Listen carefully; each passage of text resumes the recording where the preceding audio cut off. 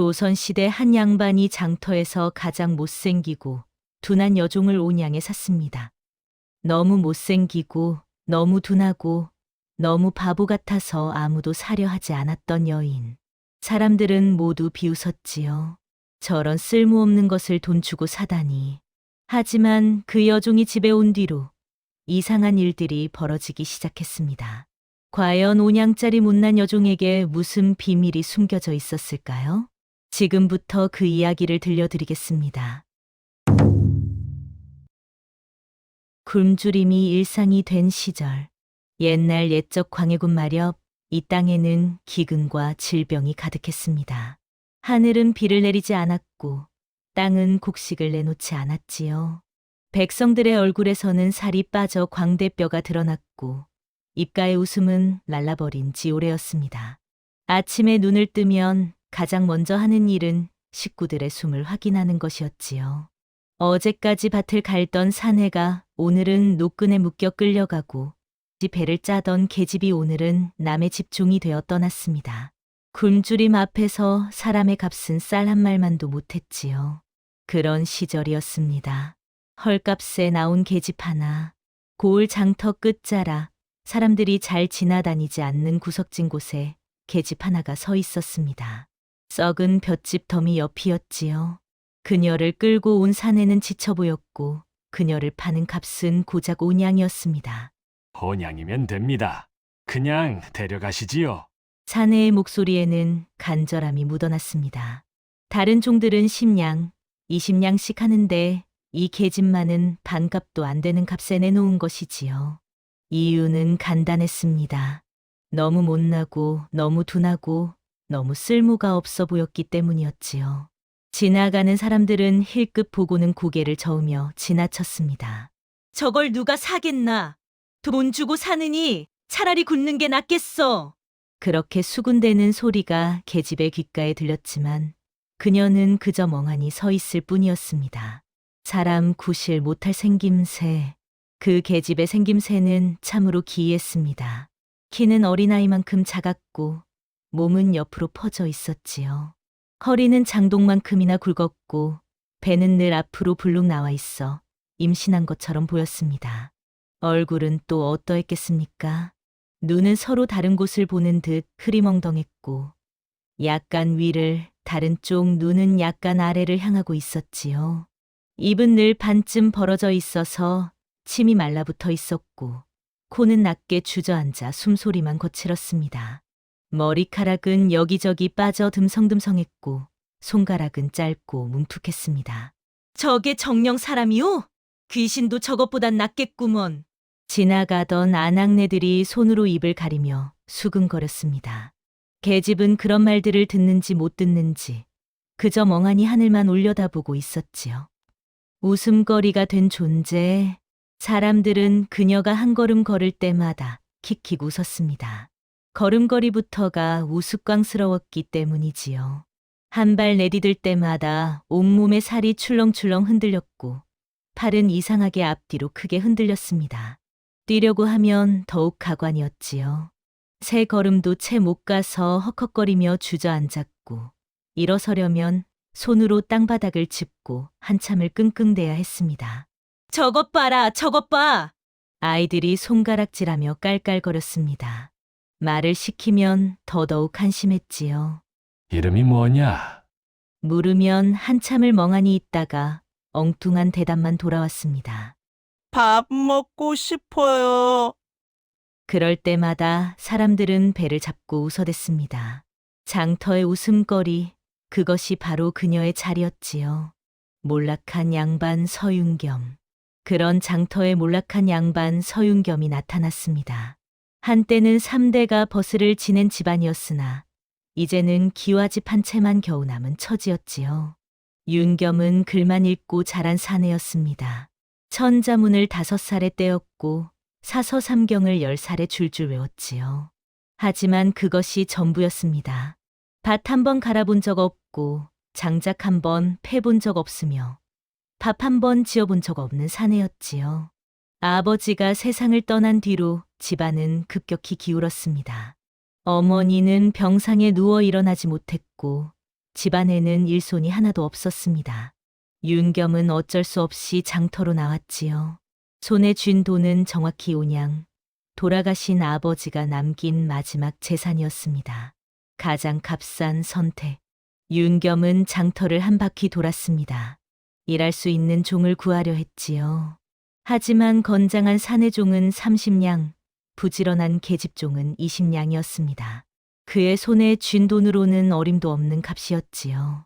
한참을 헤매다가 장터 끝자락에 이르렀을 때 윤겸은 그 계집을 발견했습니다. 오은양이라. 윤겸은 계집을 위아래로 훑어보았습니다. 못생겼습니다. 아주 못생겼지요. 둔해 보였습니다. 아주 둔해 보였습니다. 하지만 그의 손에는 온양밖에 없었습니다. 이 계집을 사겠소.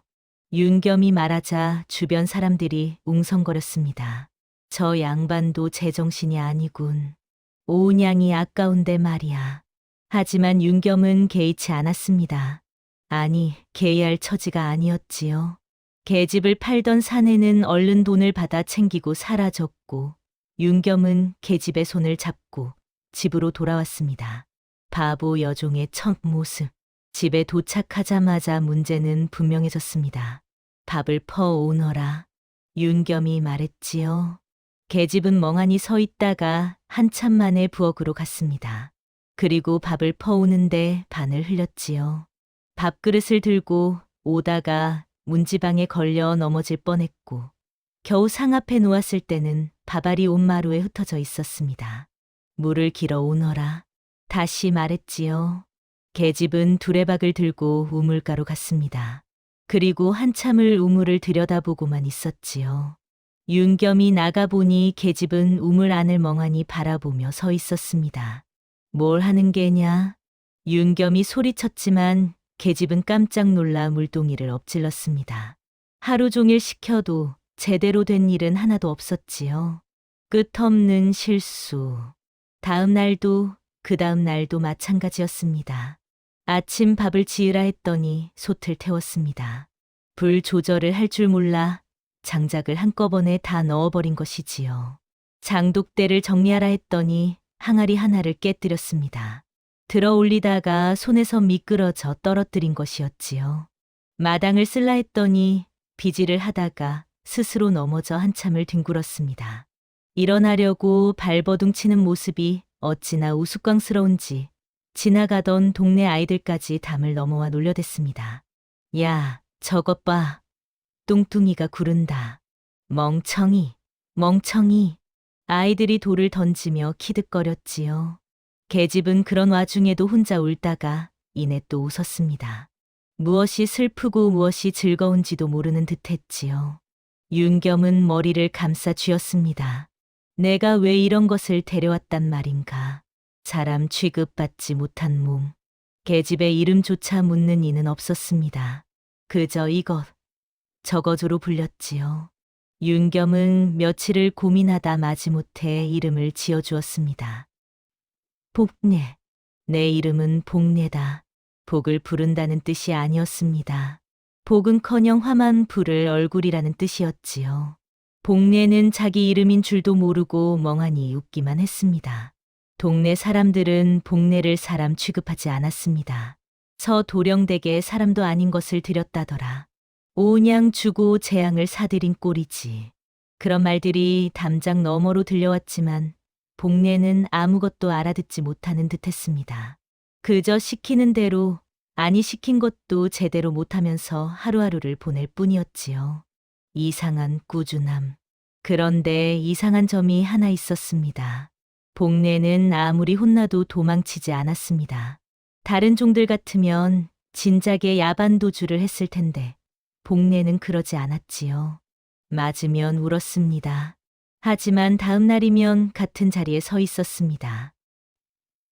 밥 지을까요?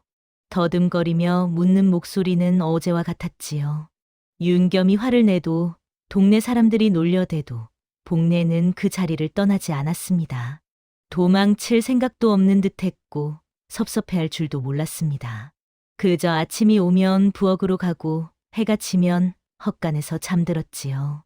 누가 시키지 않아도 매일 같은 시간에 일어났고 매일 같은 일을 반복했습니다. 잘하지는 못했지만 멈추지도 않았습니다.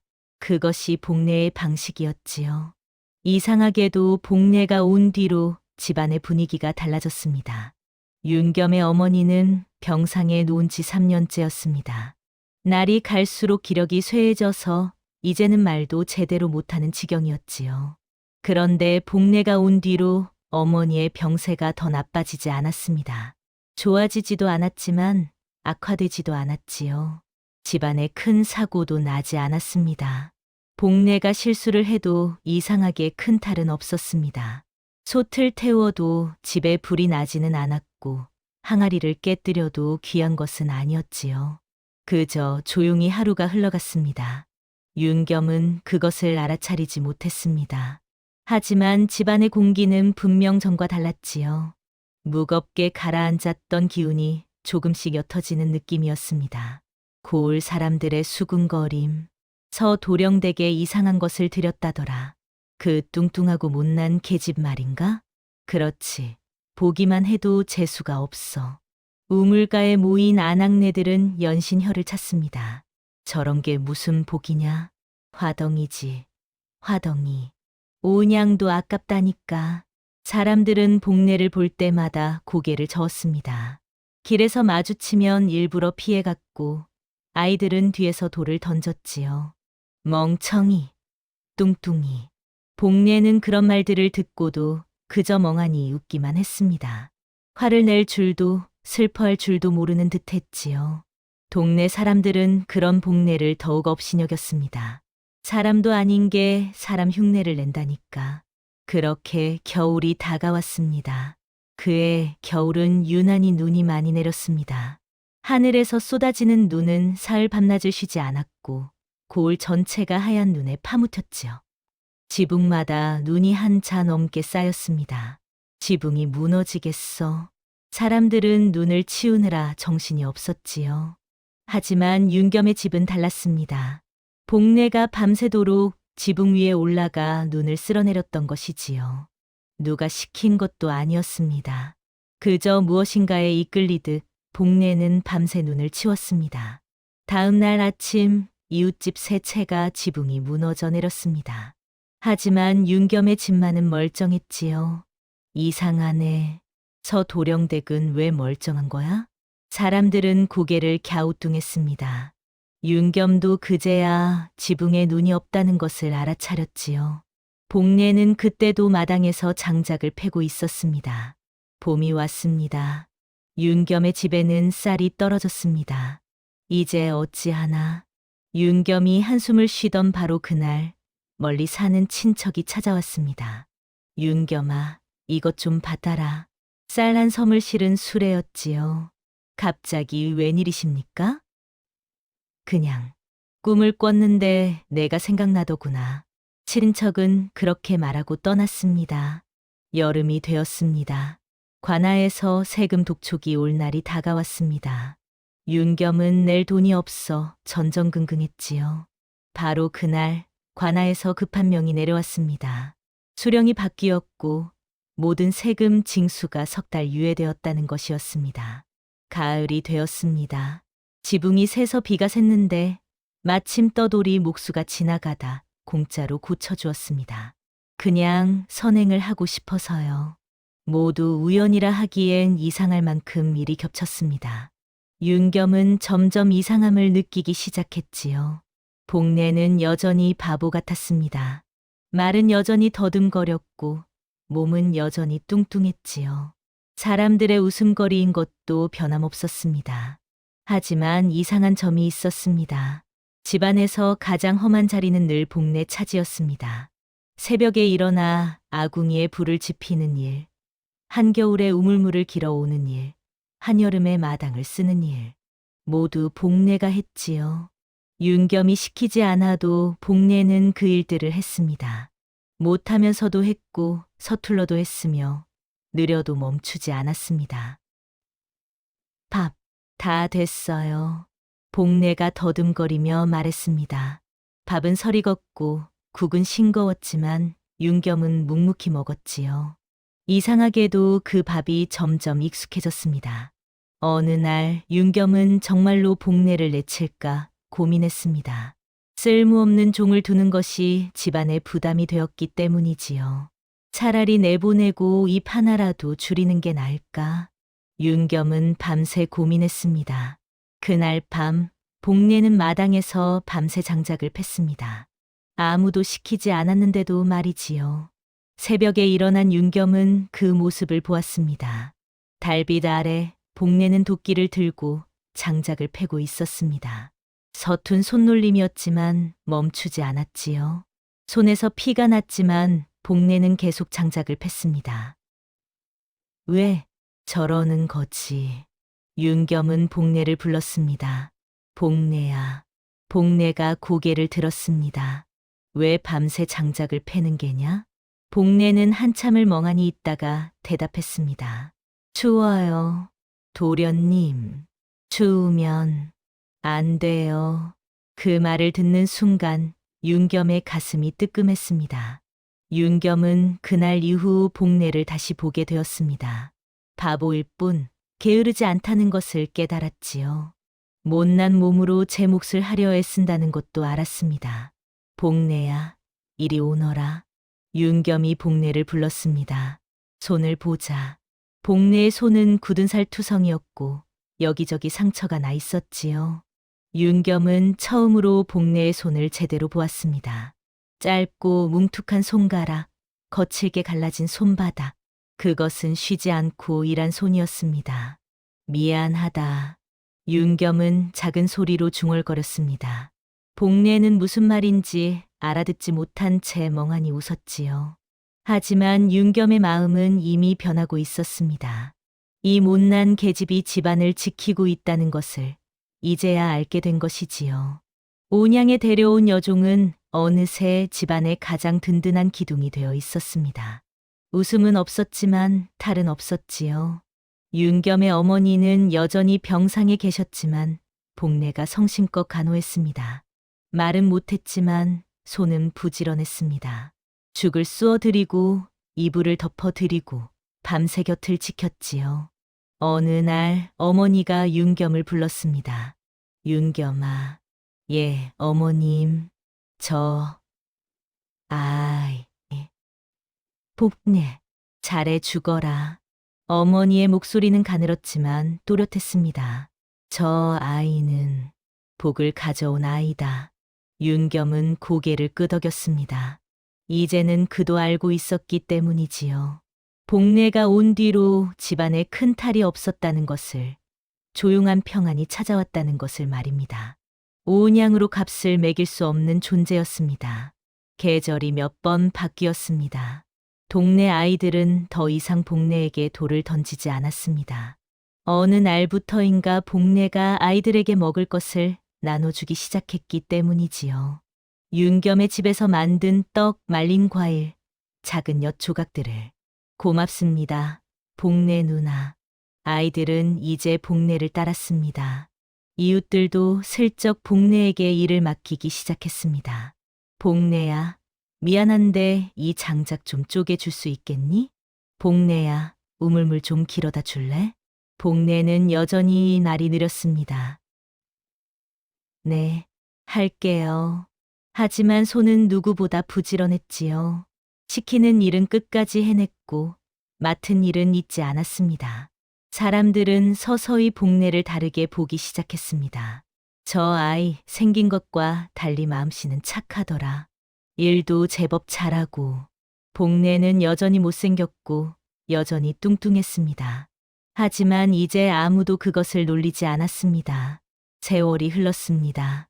윤겸의 어머니는 복례의 간호를 받으며 천수를 누리고 세상을 떠났습니다. 윤겸은 과거에 급제하여 작은 벼슬을 얻었지요. 집안은 조금씩 일어섰고 살림도 나아졌습니다. 그 모든 시간 동안 복례는 윤겸의 곁을 지켰습니다. 어느 날 윤겸이 복례에게 물었습니다. 복례야, 너는 왜 도망가지 않았느냐? 복례는 한참을 멍하니 있다가 대답했습니다. 여기가 좋아요. 도련님, 좋은 사람이에요. 윤겸은 웃었습니다. 그리고 깨달았지요. 세상에서 가장 천하고 우스운 모습으로 온 것이 오히려 가장 큰 복일 수 있다는 것을 말입니다. 복은 똑똑한 얼굴로 오지 않았습니다. 복은 아름다운 모습으로 오지도 않았지요. 복은 온양짜리 못난 계집의 모습으로 넝굴째 굴러왔습니다. 윤겸은 복례를 보며 생각했습니다. 진짜 복은 겉모습이 아니라 마음에 있다는 것을, 진짜 가치는 값으로 매길 수 없다는 것을 말이지요. 옛말에 백절불굴이라는 말이 있습니다. 어떠한 난관에도 굽히지 않고 이겨나간다는 뜻이지요. 복례는 바보 같았지만 결코 굽히지 않았고, 못났지만 결코 포기하지 않았습니다. 그것이 바로 진정한 복이었습니다. 다음 영상을 빠르게 만나보시려면 좋아요와 구독을 눌러주세요. 그럼 더 재미있는 영상으로 찾아뵙겠습니다. 모두 행복한 하루 보내세요.